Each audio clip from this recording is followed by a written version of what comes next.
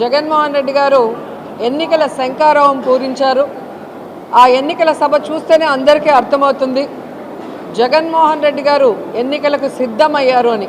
కానీ వచ్చిన జనాన్ని చూస్తే జగనన్నని ముఖ్యమంత్రి చేయడానికి క్యాడర్ కూడా సిద్ధంగా ఉన్నారు అనేది ఆ యొక్క మీటింగే అందరికీ కళ్ళకు కట్టినట్టు చూపించింది.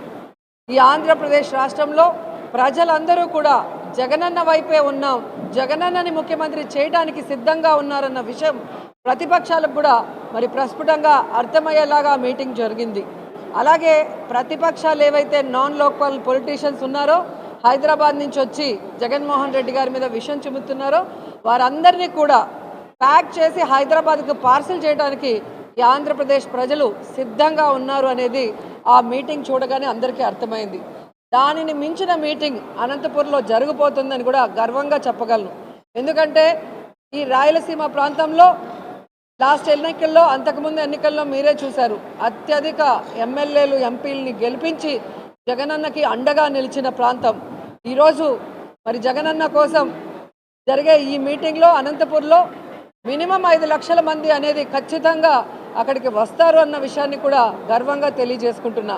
ఎందుకంటే ఈరోజు ఈ రాష్ట్రంలో ప్రతి కుటుంబానికి పార్టీ, కులం, మతం చూడకుండా ఆయన చేసిన సహాయ సహకారాలు, అలాగే ఈరోజు జగన్మోహన్ రెడ్డి గారు మళ్ళీ వస్తేనే ఇవన్నీ కంటిన్యూ అవుతాయి, అలాగే ఈ రాష్ట్రం బాగుంటుంది, అభివృద్ధి చెందుతుందన్న నమ్మకం క్యాడర్లో, ప్రజల్లో బలంగా ఉంది. కాబట్టి ఇది సూపర్ సక్సెస్ అవుతుందని కూడా మనస్ఫూర్తిగా తెలియజేసుకుంటూ, మా ఎమ్మెల్యేలు, ఎంపీలు అందరూ కూడా ఇక్కడ 7 పార్లమెంటుకు సంబంధించిన వాళ్ళందరూ కూడా వచ్చారు.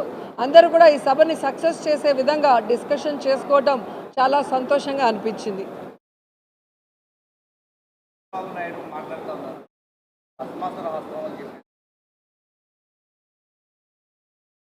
చంద్రబాబు నాయుడు ఒక రాక్షసుడు, ఒక నీచుడు. పిల్లనిచ్చిన మామని వెన్నుపోటు పొడుస్తాడు, ఓట్లేసిన ప్రజలకి అన్యాయం చేస్తాడు. తనని ముఖ్యమంత్రి చేసిన ఈ రాష్ట్రాన్ని కారణం లేకుండా తన స్వలాభం కోసం ముక్కలు చెక్కలు చేస్తాడనేది రాష్ట్ర ప్రజలందరూ గమనించారు కాబట్టే, అర్థం చేసుకున్నారు కాబట్టే 2019లో అతన్ని తరిమి కొట్టారు. ఈసారి ఆ 23 సీట్లు కూడా వచ్చే పరిస్థితి చంద్రబాబు నాయుడుకి లేదు. అందుకే వాళ్ళకి మతి స్థిమితం. ఈరోజు చూస్తే మతి తప్పి మాట్లాడుతున్నాడు. ఈరోజు చంద్రబాబు నాయుడు 14 సంవత్సరాల్లో ఏం చేశాడో ఒక్కసారైనా మాట్లాడు. సరే, ఈసారికి ఇంకో అవకాశం ఇస్తే ఏం చేయబోతున్నాడో కూడా ఎప్పుడు మాట్లాడు. ఎంతసేపు జగన్మోహన్ రెడ్డి గారిని, జగన్మోహన్ రెడ్డి వెనుకున్న సైనికులైన మాలాంటి వాళ్ళని దుమ్మెత్తిపోయటం, తన పచ్చ ఛానళ్లతో ఏ విధంగా విషం చిమ్మటం అనేది మనం గమనిస్తున్నాం.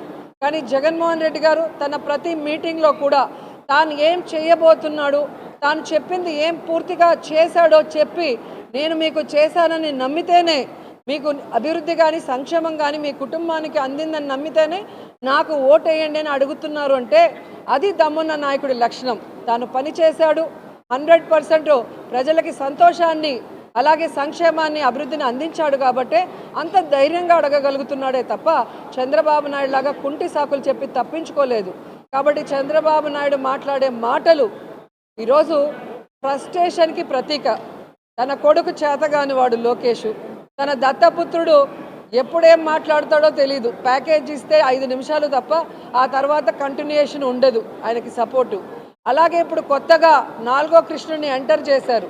మరి ఆవిడ ఈ రాష్ట్రాన్ని ముక్కలు చెక్కలు చేసిన కాంగ్రెస్ పార్టీలోకి ఎంటర్ అయి, ఈ రాష్ట్రానికి ప్రత్యేక హోదా రాకుండా పార్లమెంట్లో తలుపులేసి అన్యాయం చేసిన కాంగ్రెస్లోకి ఎంటర్ అయి, రాష్ట్రంలో, కేంద్రంలో కాంగ్రెస్ 2 సార్లు అధికారంలోకి రావడానికి కారణమైన రాజశేఖర రెడ్డి గారి పేరుని ఆయన మరణించిన తర్వాత FIRలో రాసి అవమానించిన ఆ కాంగ్రెస్ పార్టీలోకి ఎంటర్ అయి, ఆ వైఎస్ఆర్ గారి కుటుంబాన్ని ముక్కలు చెక్కలు చేసి వైఎస్ఆర్ కొడుకుని కారణం లేకుండా ఏ విధంగా అన్యాయంగా తప్పుడు కేసులు పెట్టి జైల్లో పెట్టిన ఆ కాంగ్రెస్లోకి ఎంటర్ అయి, స్వలాభం కోసం జగనన్న మీద విషం చెబుతూ ఈ రాష్ట్ర ప్రజల్ని అవమానిస్తుంటే ఏ విధంగా వాళ్ళని ప్రజలు నమ్ముతారు, వాళ్ళకి ఓట్లు వేస్తారో ఒకసారి ఆలోచించండి. కాబట్టి పక్క రాష్ట్రాల్లో ఓట్లు పెట్టుకొని, పక్క రాష్ట్రాల్లో కాపురాలు చేసుకుంటూ, పక్క రాష్ట్రాల్లో కోవిడ్ సమయంలో హ్యాపీగా సేఫ్గా ఉంటూ, ఎలక్షన్స్ వస్తే, సంక్రాంతి వస్తే డూడు బసవన్లు వచ్చినట్టు ఆంధ్రప్రదేశ్కి వచ్చి జగన్మోహన్ రెడ్డి గారి గురించి అవాకులు చవాకులు పేలితే జనాలు వీళ్ళందరినీ కూడా తొందరలో హైదరాబాద్కి కట్టగట్టి పార్సిల్ చేస్తారని కూడా ఈ సందర్భంగా తెలియజేసుకుంటున్నా. జగన్మోహన్ రెడ్డి గారు మంచి వ్యక్తి, మనసున్న వ్యక్తి కాబట్టే తన టైం అంతా కూడా ప్రజలకి సర్వీస్ చేయడానికి, సంక్షేమం అభివృద్ధి చేయడానికి ఉపయోగిస్తున్నాడు తప్ప ఇలాంటి వాళ్ళ మీద ఆలోచిస్తే వీళ్ళెవ్వరు కూడా ఈ ఆంధ్రప్రదేశ్లో అడుగుపెట్టే అవకాశం కూడా ఉండేది కాదు అని కూడా ఈ సందర్భంగా తెలియజేసుకుంటున్నా.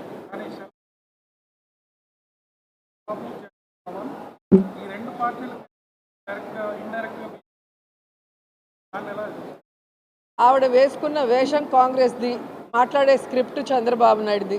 మళ్ళీ చంద్రబాబు నాయుడుతో మమ్మల్ని కలిపినట్టు మాట్లాడుతుంది. ఆవిడ చంద్రబాబు నాయుడిని కలిసిన తీరు మీరు చూశారు, పవన్ని కలిసిన తీరు చూశారు. కాబట్టి ఈరోజు ఆమె మాటలకి క్రెడిబిలిటీ లేదు అనేది కూడా స్పష్టంగా చెబుతున్నారు. రాజశేఖర్ రెడ్డి గారి బిడ్డగా ఉన్నప్పుడు ప్రేమ అభిమానం ఉంటుంది రాజశేఖర్ రెడ్డి గారి అభిమానులకి. ఆమె తెలంగాణలో పార్టీ పెట్టినప్పుడు జాలి ఉండేది, పాపం ఈవిడ ఎండల్లో తిరుగుతుంది అనే ఉండేది. కానీ ఎప్పుడైతే ప్రజలు అసహించుకునే కాంగ్రెస్ని, ప్రజలు తరిమేసిన కాంగ్రెస్లో చేరి ఈ రాష్ట్రానికి మంచి చేస్తున్న వైఎస్ఆర్ కాంగ్రెస్ పార్టీకి నష్టం చేకూర్చాలనుకున్నప్పుడు షర్మిల మాటలకి అర్థం లేదని కూడా ఈ సందర్భంగా తెలియజేసుకుంటున్నా. ఎందుకంటే షర్మిల గారు తెలంగాణలో పార్టీ పెట్టినప్పుడు స్పష్టంగా చెప్పింది, నేను ఇక్కడే పుట్టాను, ఇక్కడే చదువుకున్నాను, ఇక్కడే పెళ్లి చేసుకున్నాను, నా ప్రాణం ఉన్నంత వరకు ఈ తెలంగాణ ప్రజలకి కష్టం వచ్చినా నష్టం వచ్చినా అండగా ఉంటానని చెప్పింది.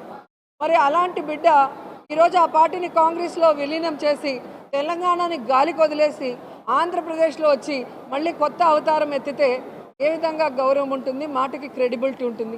ఈరోజు జగన్మోహన్ రెడ్డి గారిని చూడండి, పావురాల గుట్టలో ఇచ్చిన ప్రామిస్ని ఫుల్ఫిల్ చేయడానికి ఎన్ని అవమానాలు, ఎన్ని కష్టాలు, ఎన్ని తప్పుడు కేసులు పెట్టి జైల్లో పెట్టినా ఏ రోజు కూడా ఎవరికి కమిట్ అవ్వలేదు, ఎవరికి తల వంచలేదు.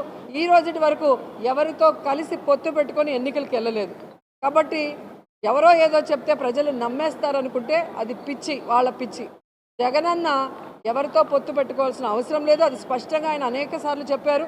భవిష్యత్తులో కూడా కేంద్రంలో ఎవరు అధికారంలోకి వస్తారో వాళ్ళు రాష్ట్ర ప్రయోజనాలకి సపోర్ట్ చేస్తే వాళ్ళకి బయట నుంచి సపోర్ట్ చేస్తారని చెప్పడం అనేది కూడా మీరు గమనించారు.